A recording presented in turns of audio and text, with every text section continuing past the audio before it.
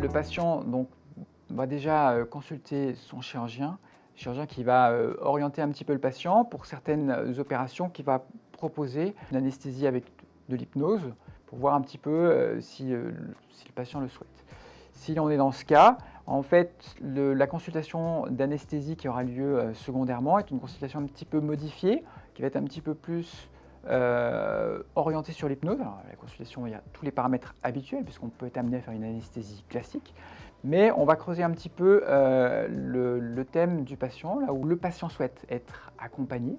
On va l'amener dans cet état d'hypnose à un endroit qu'il aime bien, un lieu de confort, le terme un petit peu passé dans le vocabulaire général. Et on va construire avec lui cet état, ce qu'on appelle une transe. On va être amené à amener le patient dans quelque chose qu'il aime bien.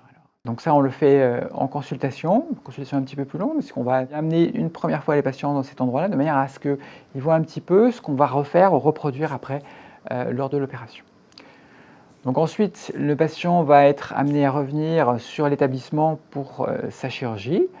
Donc à l'accueil du patient, on a toujours les formalités de sécurité habituelles, entre guillemets classiques.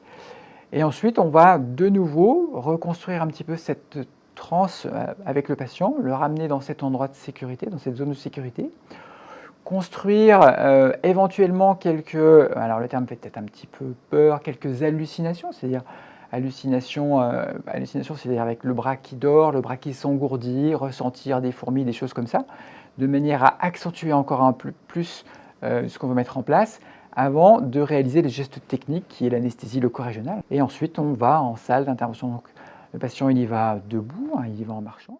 Et ensuite, on va s'installer. On va utiliser, on utilise un casque en Wi-Fi de manière à pouvoir bien isoler le patient, pouvoir lui parler. Et on accompagnera tout le temps le patient. L'accompagner là où il va aller, dans son lieu de sécurité, en construisant cette transe hypnotique, cette transe somnambulique. Et on sera présent et on guidera le patient tout le long de l'intervention.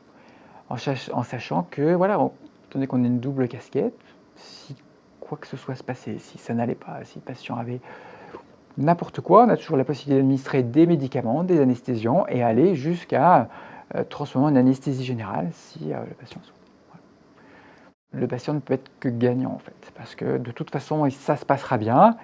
Et voilà, et donc on le fera participer, il sera content. Et donc, une fois l'opération terminée, on va faire sortir de transe le patient. Fait que tout de suite, il va revenir là, ici et maintenant. Et on va le faire marcher et sortir. Et là, donc le patient il part directement prendre son petit déjeuner.